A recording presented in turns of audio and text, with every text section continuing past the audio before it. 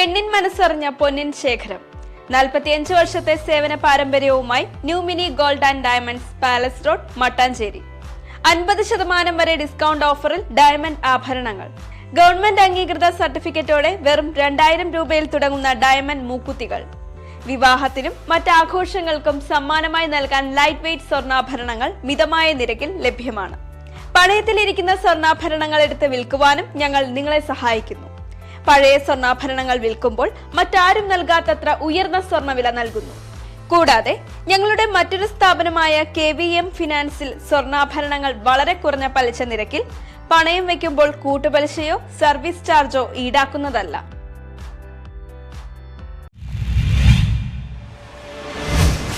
പല്ലാരിമംഗലം വായനശാലയുടെ നേതൃത്വത്തിൽ മഴക്കാലപൂർവ്വ ശുചീകരണത്തിന് തുടക്കമായി. പല്ലാരിമംഗലം ദേശീയ വായനശാലയുടെ നേതൃത്വത്തിൽ മഴക്കാലപൂർവ്വ ശുചീകരണത്തിന് തുടക്കമായി. പഞ്ചായത്ത് 9-ാം വാർഡ് അൽദ്രാസ് നഗറിൽ പഞ്ചായത്ത് അംഗം നസിയ ഷമീർ ഉദ്ഘാടനം ചെയ്തു. തോട്ടത്തില് ചിരട്ട കമത്തി വെച്ചുകൊണ്ടാണ് ഉദ്ഘാടനം ചെയ്യുന്നത്.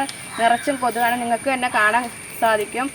ഡെങ്കിപ്പനി പോലുള്ള മാരകമായ രോഗങ്ങൾ പകർച്ചവ്യാധിയായിട്ട് വന്നുകൊണ്ടിരിക്കുന്ന ഈ സാഹചര്യത്തിൽ വായനശാലയുടെ നേതൃത്വത്തിൽ 75 വിവിധ പരിപാടികളാണ് നടത്താൻ ഉദ്ദേശിക്കുന്നത്. ഇതിന് മുൻകൈയെടുത്ത ക്ലബിനെ ഞാൻ പ്രത്യേകപൂർവ്വം അഭിനന്ദിച്ചുകൊണ്ട് ദേശീയ വായനശാല പ്രസിഡന്റ് K. യൂസഫ് അധ്യക്ഷനായി. കാലത്തിന് മുമ്പായി 18-19 തീയതികൾ സംസ്ഥാന സർക്കാർ കേരളമാകെ ശുചീകരണ പദ്ധതിന് ആഹ്വാനം ചെയ്തിരിക്കുകയാണ്.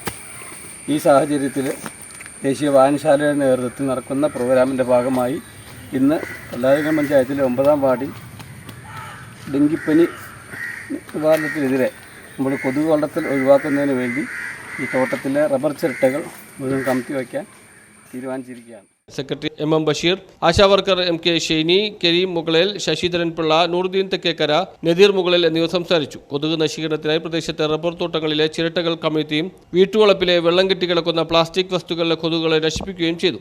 വീട്ടുവളപ്പുകളിലെ കിണറുകൾ ക്ലോറിനേഷൻ പ്രവർത്തനങ്ങളും തുടങ്ങി. തുടർന്ന് മറ്റു വാർഡുകളിലേക്കും മഴക്കാലപൂർവ്വ ശുചീകരണം വരും ദിവസങ്ങളിൽ നടക്കുമെന്നും വായനശാല ഭാരവാഹികൾ അറിയിച്ചു. News bureau, Kothamangalam.